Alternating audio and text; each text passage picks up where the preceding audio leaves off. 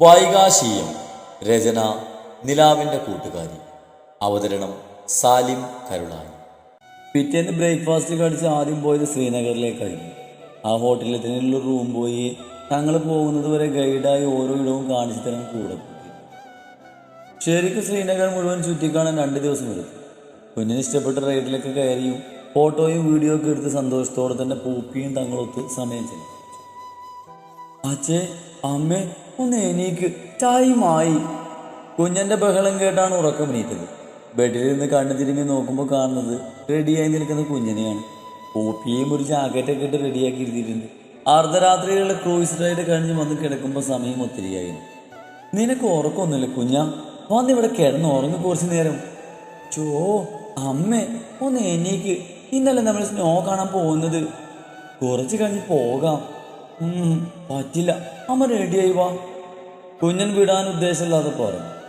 ഈ ചെക്കൻ കുഞ്ഞൻ്റെ കവലിൽ പിടിച്ച് വരച്ച് ബാഗിൽ നിന്ന് ജീൻസും ഒരു ക്രോപ്പ് ടോപ്പും എടുത്ത് ബാത്റൂമിലേക്ക് ഉണ്ടാണ്. അച്ചോ! കാശി പോയതും കുഞ്ഞൻ ബെഡിൽ മൂടി പൊതിച്ച് കിടക്കുന്ന ദക്ഷിണെ കുത്തിപ്പൊക്കി എണീപ്പിച്ചു. ഗുമാർഗിലെത്തിയതും ആശ്ചര്യം കൊണ്ട് കണ്ണുകൾ വിടുന്നു കുഞ്ഞൻ. വിശാലമായ താഴ്വാരങ്ങളും മഞ്ഞുമലകളും, സ്വർഗത്തിലെ സ്വന്തം താഴ്വാരം എന്നറിയപ്പെടുന്ന കാശ്മീരിലെ ഇടം. ആകാശത്തെ തൊട്ട് തലോടി നിൽക്കുന്ന മഞ്ഞിൽ കലർന്ന മലനിരകൾ തണുപ്പിന്റെ കാഠിന്യം കൂട്ടിയതും കട്ടിയുള്ള ജാക്കറ്റ് ഡ്രസ് ധരിച്ചു. കാശ്മീരിലെ മനോഹരമായ സ്ഥലമാണ് ഗുൽമർഗ്. സാഹസികത ഇഷ്ടപ്പെടുന്നവർക്ക് അത് തികച്ചും ആനന്ദകരമാണ്. എന്താടി കാശി പെണ്ണെ, നിനക്ക് തണുക്കുന്നുണ്ടോ? കുഞ്ഞനും പൂപ്പിയും ആവേശത്തോടെ മഞ്ഞിൽ കളിക്കുന്നത് നോക്കി നിൽക്കുമ്പോഴാണ് ദക്ഷി തന്നെ വന്ന് പുണർന്നുകൊണ്ട് അത് ചോദിച്ചത്. ഉണ്ടെങ്കിൽ അവന്റെ മുഖത്തെ കള്ളച്ചിരി കണ്ട് പുരികം പൊക്കിക്കൊണ്ട് ചോദിച്ചതും അവൻ തൻ്റെ മൂക്കിലുള്ള നോസറിങ്ങിൽ കടിച്ചു വിട്ടതും എരിവ് വലിച്ചുകൊണ്ട് അവനെ കവളിൽപ്പിച്ചു. പെട്ടെന്നാണ് ഒരു മഞ്ഞക്കെട്ട തങ്ങളുടെ മേലേക്ക് വന്ന് പതിച്ചത്. അമ്മേ, അച്ചോ, വാ, നമുക്ക് കളിക്കാം. കുഞ്ഞൻ വീണ്ടും മഞ്ഞക്കെട്ട ഒരു ബോളാക്കി തങ്ങളുടെ മേലേക്ക് എറിഞ്ഞ് ചാടിത്തുള്ളിക്കൊണ്ട് പറഞ്ഞതും ചിരിയോടെ ദക്ഷിന്റെ അടുത്തേക്ക് നടന്നു. കുറെ നേരം കുഞ്ഞനും ഒത്ത് പരസ്പരം മഞ്ഞുവാരി എറിഞ്ഞും കളിച്ചും ഫോട്ടോയും വീഡിയോയും എടുത്ത് ഒത്തിരി നേരം ഓരോ സമയം ചെലവഴിച്ചു. കുഞ്ഞൻ തിരിച്ചു പോകാനായപ്പോഴേക്കും കളിച്ച് ക്ഷീണിച്ചിട്ടും അവിടെ നിന്ന് പോരാൻ കൂട്ടാക്കാത്ത കുഞ്ഞിന് അവസാനം ദക്ഷിണെടുത്ത് തോളിലിട്ട് മുന്നോട്ട് നടന്നു. 2 ആഴ്ചയോളം അവർ അടിച്ചു പൊളിച്ച് കാശ്മീരിനോട് വിട പറഞ്ഞ് നാട്ടിലേക്ക് മടങ്ങുമ്പോൾ കുഞ്ഞിൻ്റെ മുഖം സങ്കടത്താൽ മൂടിക്കെട്ടിയിരുന്നു. ആൾക്ക് തിരിച്ചു പോരാനൊട്ട് താല്പര്യം ഉണ്ടായിരുന്നില്ല. വിഷമിക്കാനൊക്കെ കണ്ട, നമുക്ക് ഇനി ഇടയ്ക്ക് വരാം. യാത്രക്കിടയിൽ കുഞ്ഞൻ്റെ വാടിയ മുഖം കണ്ട് ദക്ഷി കുഞ്ഞൻ്റെ മുഖം കൈക്കൊമ്പിളെടുത്ത് ചുംബിച്ചുകൊണ്ട് പറഞ്ഞതും കുഞ്ഞി മുഖം വിടുന്നു. ചത്യാണ് അച്ചോ? ആ. കുഞ്ഞൻ്റെ ചോദ്യം കേടുന്ന ദക്ഷ അതേന്ന രീതിയിൽ തലയാട്ടി. താങ്ക്സ് അച്ചോ, ഐ ലവ് യു. ദക്ഷ പറഞ്ഞത് കേട്ട് കുഞ്ഞിന് അവൻ ഇറുകപ്പെടുന്ന സന്തോഷത്തോടെ ദക്ഷിൻ്റെ ഇരു കവളിലും മാറി മാറി ചുംബിച്ചുകൊണ്ട് പറഞ്ഞു. വീട്ടിലെത്തുമ്പോൾ അമ്മയും അച്ഛനും ഹേമാൻറ്റിയൊക്കെ സീറ്റോട്ടിൽ കാത്തിരിക്കുന്നുണ്ടായിരുന്നു. കാർ നിർത്തേണ്ട താമസം കുഞ്ഞിനിറങ്ങി ഓടിയിരുന്നു. അച്ചച്ചാ, ഐ മീറ്റ് യു. കുഞ്ഞൻ ഓടിപ്പോയി സീറ്റോട്ടിലെ ചെയറിലിരിക്കുന്ന ഹരിയച്ചൻ്റെ മടിയിൽ കയറിയിരുന്ന് കെട്ടിപ്പിടിച്ച് ഇരു കവളിൽ ചുംബിച്ചു. ഏടാ കള്ള, നീ വെറുതെ പറയാൻ മിസ് ചെയ്തു. ഏടക്കുള്ള കോളൊഴിച്ച് കാശ്മീരിലെത്തിയപ്പോൾ ഞങ്ങളെ മറന്നില്ലേ കുർബ നീ? കുഞ്ഞൻ്റെ കവളിൽ പിടിച്ച് വലിച്ചുകൊണ്ട് ഹരിയച്ചൻ പറഞ്ഞു. അവിടെ റേഞ്ചില്ല, അതല്ലേ ദിവസം വിളിക്കാൻ പറ്റാഞ്ഞത്. വേണി അച്ചാച്ച അച്ഛനോടും അമ്മയോട് ചോദിച്ചു നോക്ക്. കുഞ്ഞൻ ഹരിയച്ചൻ പറഞ്ഞത് കേട്ട് ചുണ്ടു ചുളുക്കിക്കൊണ്ട് പറഞ്ഞു. ഞാൻ ചുമ്മാ പറഞ്ഞതാണ് കുർബ, എങ്ങനെ ഉണ്ടായിരുന്ന ട്രിപ്പൊക്കെ? കുഞ്ഞൻ്റെ വാടിയ മുഖം കണ്ട് ഹരിയച്ചൻ പറഞ്ഞത് കേട്ടതും കുഞ്ഞിൻ്റെ മുഖം വിടുന്നു. സൂപ്പറായിരുന്നു, അച്ഛൻ ഇനിയും കൊണ്ടുപോകാമെന്ന് പറഞ്ഞു അല്ലേ അച്ചോ? ഹരിയച്ചനോടായി പറഞ്ഞ് കുഞ്ഞൻ കാറിൽ നിന്നും ബാഗെല്ലാം എടുത്തു വെക്കുന്ന ദക്ഷിണോടായി ചോദിച്ചതും അവൻ ചിരിയോടെ അതേന്ന രീതിയിൽ തലയാട്ടി. നീ അച്ചാച്ചനെ മാത്രമേ കണ്ടിട്ടുള്ളൂ കുഞ്ഞാ, ഞങ്ങളുണ്ട് ഇവിടെ. കുഞ്ഞനോടായി ലക്ഷ്മിയമ്മ പറഞ്ഞു. ചോ, ഈ അച്ഛമ്മക്ക് എന്തൊരു കുച്ചുമാണ്. ഞാൻ അച്ഛച്ചി അമ്മമ്മ കണ്ടല്ലോ. അച്ഛന് വിഷയം ചോദിച്ചപ്പോൾ അച്ഛനോട് സംസാരിച്ചതാ. അതിനിങ്ങനെ കുശുമ്പ് കാറ്റല്ലേ ലക്ഷ്മിക്കുറ്റി. കുഞ്ഞൻ്റെ വലിയ ആളുകളെ പോലുള്ള സംസാരം കേട്ട് എല്ലാവരും ചിരിച്ചു. പൂപ്പി കാറിൽ നിന്ന് ഇറങ്ങിയ ഉടനെ ആളുള്ള പൂപ്പിയുടെ കുഷനിൽ പോയി കിടന്നിരുന്നു. എങ്ങനെ ഉണ്ടായിരുന്നു മക്കളെ യാത്രയൊക്കെ? ബാഗും കൊണ്ട് ഉള്ളിലേക്ക് കയറി വരുന്ന തങ്ങളെ നോക്കി ലക്ഷ്മിയമ്മ ചോദിച്ചു. സുഖമായിരുന്നമ്മേ. കുറച്ചു നേരം അവിടെ അടുത്തിരുന്ന് ഫ്രഷാകാൻ റൂമിലേക്ക് പോയി. ഫ്രഷായി അലക്കാനുള്ള തുണികളെല്ലാം മെഷീനിലിട്ട് കഴുകി വിരിച്ചിട്ട് റൂമിലേക്ക് വരുമ്പോൾ രക്ഷയും കുഞ്ഞനും ഉറക്കം പിടിച്ചിരുന്നു. അവരുടെ അടുത്തായി പോയി കിടന്നതും താനും യാത്രാക്ഷീണം കൊണ്ട് ഉറങ്ങിപ്പോയിരുന്നു. പിറ്റേന്ന് ദക്ഷ ലീവായിരുന്നു. അതുകൊണ്ട് തന്നെ കുഞ്ഞിനെ സ്കൂളിൽ വിട്ടിരുന്നില്ല. തനിക്ക് ലീവ് തീർന്നത് കൊണ്ട് ഹോസ്പിറ്റലിൽ പോയിരുന്നു. അന്ന് ദക്ഷ വീട്ടിലുള്ളത് കൊണ്ട് കുഞ്ഞൻ തൻ്റെ കൂടെ പോരാൻ കൂട്ടാക്കിയിരുന്നില്ല. അഗ്നീറ്റ, ഇത് എനിക്ക് വാങ്ങിച്ചാനോ? നെച്ചൂട്ടി കുഞ്ഞൻ കൊടുത്ത വലിയ ഡോള് കണ്ട ആശ്ചര്യത്തോടെ കുഞ്ഞനോട് ചോദിച്ചു. നിഖിലും സ്വാതിയും പുറത്തു പോയപ്പോൾ നെച്ചൂട്ടി അവിടെ ആക്കിയിട്ടായിരുന്നു അവർ പോയത്. ഇത് നെച്ചൂന് വാങ്ങിയതാ, കുഞ്ഞൻ പറഞ്ഞത് നെച്ചുവിൻ്റെ കണ്ണുകൾ വിടുന്നു. ചത്യാനോ? ഇത് എനിക്കുള്ള തന്നെയാനോ? ചത്യാണ് നെച്ചു. കുഞ്ഞൻ പറഞ്ഞത് കേട്ടെന്ന് നെച്ചൂട്ടി സന്തോഷത്തോടെ കുഞ്ഞൻ ഇറക്കപ്പെടുന്ന കവളിൽ ചുംബിച്ച് ആ ഡോളുമായി കളിച്ചിരിക്കാൻ തുടങ്ങി. ദക്ഷ പുറത്തു പോയിരുന്നു. അതുകൊണ്ട് തന്നെ ലക്ഷ്മി അമ്മയും ഹേമാന്റിയും മാത്രമേ ഉണ്ടായിരുന്നു. അഗ്നേറ്റ, എൻ്റെ നെച്ചു? കളിക്കുന്നതിൻ്റെ ഇടയിൽ നെച്ചൂട്ടി വിളിക്കുന്നത് കേട്ട് കുഞ്ഞൻ ചോദിച്ചു. അഗ്നേറ്റിന് എൻ്റെ അമ്മയും അച്ഛനും എന്തിനാ ഹോസ്പിറ്റലിൽ പോയതിന് അറിയോ? ഇല്ല, എന്തിനാ നെച്ചു? അതെ, എൻ്റെ അമ്മയുടെ കുമ്പയിൽ വാവുണ്ട്, അതുകൊണ്ടാ. സത്യാനോ നെച്ചു നീ പറഞ്ഞത്? സത്യ. വാവ വന്നാ എൻ്റെ കൂടെ കളിക്കാൻ വരുമെന്ന് അച്ഛൻ പറഞ്ഞു. അപ്പൊ ഞാൻ ഈ ലോള് വാവക്കും കൊടുക്കൂട്ടോ. നെച്ചു ആവേശത്തോടെ തലയാട്ടി പറഞ്ഞത് കേട്ട് കുഞ്ഞൻ ശരിയെന്ന രീതിയിൽ തലയും. ഇന്നത്തെ OP ടൈം കഴിഞ്ഞ് ഇറങ്ങാൻ നേരത്താണ് സ്വാതിയും നിഖിലും ഏട്ടനും ക്യാബിനിലേക്ക് വന്നത്. സ്വാതി ഇപ്പൊ പ്രഗ്നന്റ് ആണ്, 3 മാസമായി. അവരെ നോക്കിയിട്ട് ചിരിച്ചിരിക്കാൻ പറഞ്ഞ് സ്വാതിയുടെ സ്കാനിങ് റിപ്പോർട്ട് എടുത്തു നോക്കി. കുഴപ്പമൊന്നുമില്ലായിരുന്നു.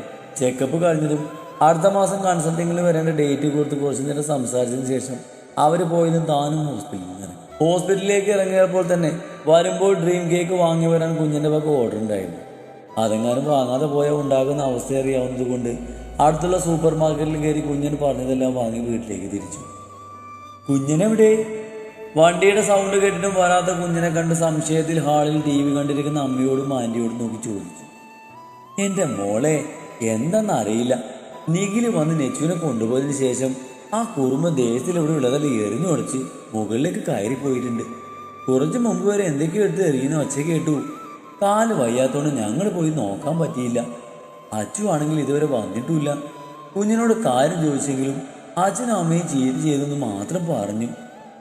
അമ്മയും ഹേമാന്റിയും പറഞ്ഞത് കേട്ട് സംശയത്തിൽ മുകളിലേക്കുള്ള സ്റ്റെപ്പ് കയറി. ഒരു സാധനം ഇല്ലാതെ എല്ലാം നിലത്തെറിഞ്ഞിട്ടുണ്ട്. റൂമിൽ കയറിയതും അത് തന്നെ. ആൾക്ക് ദേഷ്യം വന്നാലുള്ള സ്വഭാവമാണ്. കയ്യിൽ കിട്ടുന്നതെല്ലാം എറിഞ്ഞെടുക്കുന്നത്. കുഞ്ഞൻ ബെഡിൽ കിടക്കുന്നുണ്ട്, അരികിൽ പൂപ്പിയുണ്ട്. കുഞ്ഞാ. ബെഡിൽ കമിഴ്ന്ന് കിടക്കുന്ന കുഞ്ഞൻ്റെ അരികിൽ പോയിരുന്ന് വിളിച്ചുവെങ്കിലും അവൻ മുഖം തിരിച്ച് കിടന്നു. അയ്യേ, അമ്മയുടെ അമ്മയുടെ പിണക്കാണോ? ഇനി ഇതെല്ലാം ഞാൻ ആർക്കാ കൊടുക്കുക?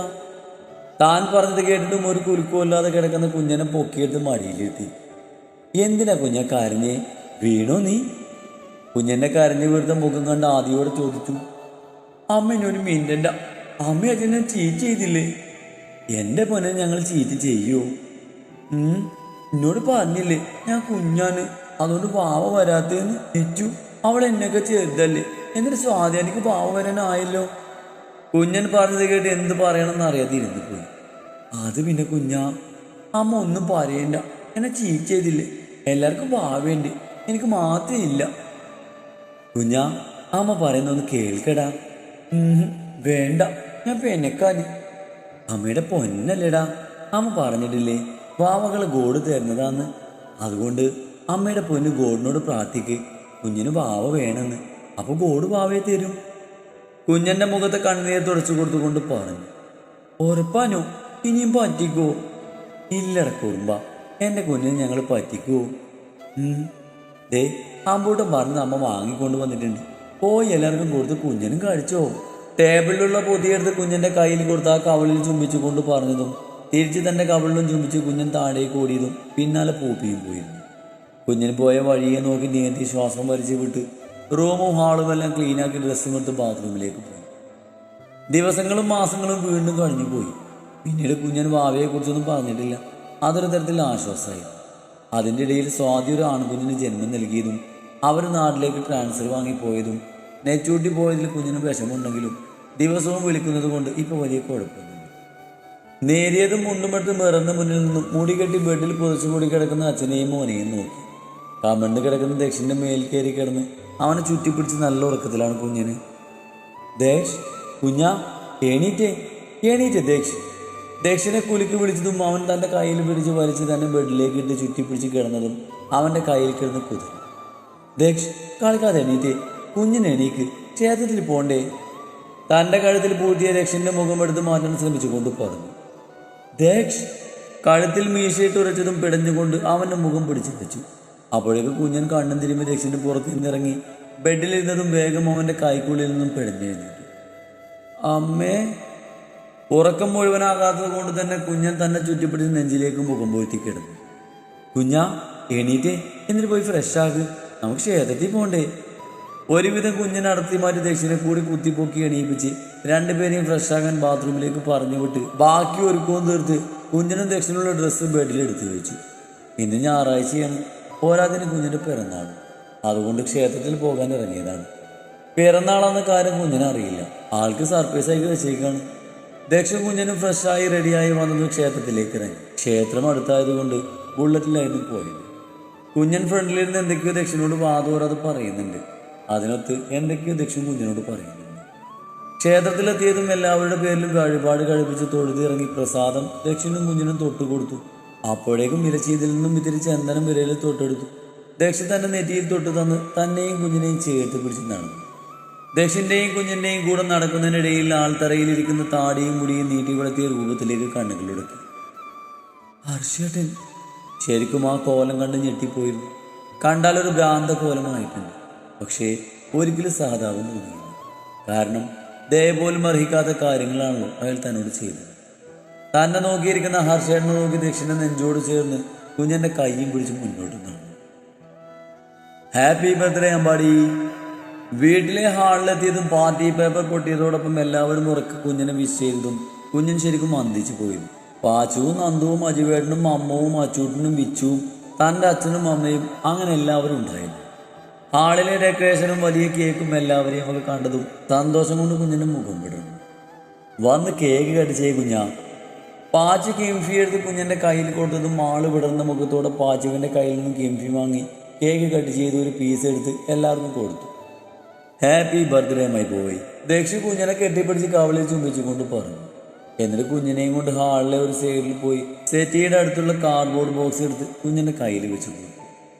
ഇതെന്താച്ചോ? തുറന്ന് നോക്കട്ടെ കണ്ണ. ദക്ഷി ചിരിയോടെ പറഞ്ഞത് കേട്ട് കുഞ്ഞൻ ആകാംക്ഷയോടെ ആ ബോക്സ് തുറന്നതും സന്തോഷം കൊണ്ട് കുഞ്ഞൻ ദക്ഷിന് ഇറുക്കെ പൊണിച്ച് ചുംബിച്ചു. താങ്ക്സ് അച്ചോ, എനിക്ക് ഒത്തിരി ഇഷ്ടമായി. കയ്യിലുള്ള നായക്കുട്ടിയെ തഴുകി വീണ്ടും വീണ്ടും ദക്ഷിൻ്റെ കവളിൽ ചുണ്ടുകൾ ചേർത്തുകൊണ്ട് കുഞ്ഞൻ പറഞ്ഞു. കുഞ്ഞിൻ്റെ കട്ടായൊക്കെ കണ്ടതും എല്ലാവരും ചിരിച്ചു. പുറത്ത് പറഞ്ഞില്ലെങ്കിലും കുറച്ച് ദിവസമായിട്ടൊരു പപ്പി കൂടി വേണമെന്ന് കുഞ്ഞിന് ആഗ്രഹം ഉണ്ടായിരുന്നു. അത് പറയാതെ തന്നെ ദക്ഷി സാധിച്ചു കൊടുത്തതും കുഞ്ഞിന് ഒത്തിരി സന്തോഷമായിരുന്നു. Many many happy returns of the day my dear അമ്പൂട്ട. കയ്യിലുള്ള ഇടിവള ടൈപ്പുള്ള ഗോൾഡൻ്റെ ബംഗിലുള്ള കുഞ്ഞിനെ കയ്യിലിട്ട് കൊടുത്ത് ആ കവളിൽ അമർത്തി ചുംബിച്ചു. താങ്ക്സ് അമ്മേ. കുഞ്ഞൻ കെട്ടിപ്പിടിച്ച് തിരിച്ച് കവളിൽ ചുംബിച്ചുകൊണ്ട് പറഞ്ഞു. ഇഷ്ടായോ എൻ്റെ കുഞ്ഞിനിത്? ഇഷ്ടായി. തൻ്റെ ചോദ്യത്തിന് ചിരിച്ചുകൊണ്ടുള്ള കുഞ്ഞിൻ്റെ മറുപടി കേട്ടതും വാത്സല്യത്തോടെ ആ നെറ്റിയിലും ചുണ്ടിലും ചുണ്ടു ചേർത്തു. പിന്നീട് അങ്ങോട്ട് എല്ലാവരുടെയും വക ഗിഫ്റ്റ് കുഞ്ഞിന് കിട്ടി. ഉച്ചയ്ക്ക് സദ്യ കഴിക്കാനായപ്പോഴേക്കും നിഖിലേട്ടനും നെച്ചൂട്ടിയും കൊണ്ടുവന്നിരുന്നു. കുഞ്ഞിനെയും കൊണ്ട് ഇത്രയും ദൂരം യാത്ര ചെയ്യാൻ പറ്റാത്തത് കൊണ്ട് സ്വാതി വന്നിട്ടുണ്ടായിരുന്നു. അവർ കൂടി വന്നതും കുഞ്ഞിൻ്റെ സന്തോഷം ഇരട്ടിയായി. രാത്രി ആയപ്പോഴേക്കും പാച്ചുവും നന്ദൊഴുകി എല്ലാവരും പോയിരുന്നു.